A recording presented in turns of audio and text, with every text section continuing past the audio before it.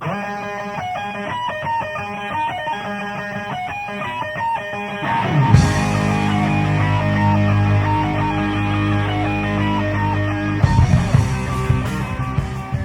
YouTube, it's Justin here, and I'm bringing you a Morphs 101 of Pastel Piebalds. My last Morphs 101 was on the Killer Pied, the Super Pastel Pied, and had a lot of good questions about it, so I wanted to bring you back to the Pastel Pieds and talk about some of the differences there.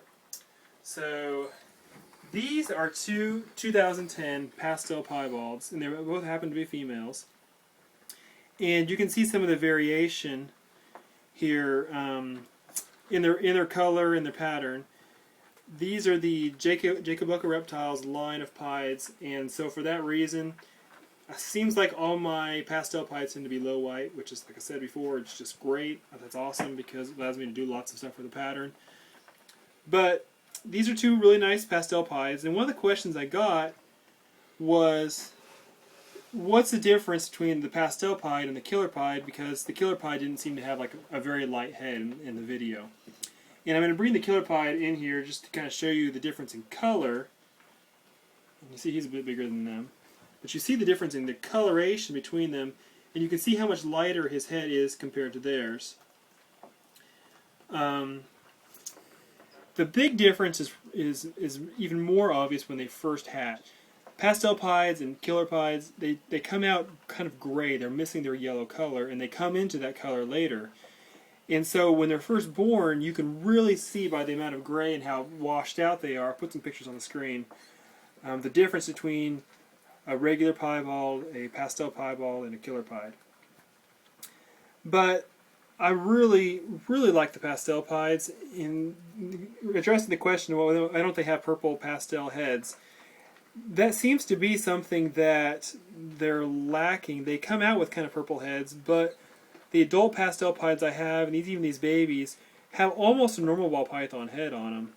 And the killer pied has a head that's more akin to a regular pastel head.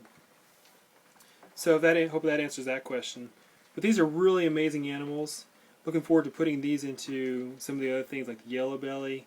The yellow belly pastel pieds are amazing. Mark and Kim Bell have made a few of those.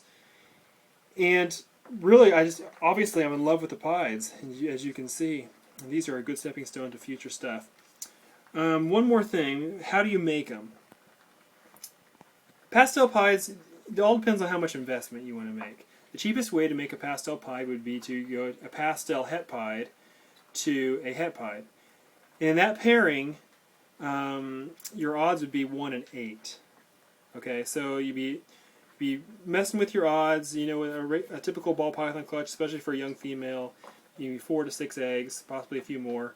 And so you have the chance of missing it on your first shot.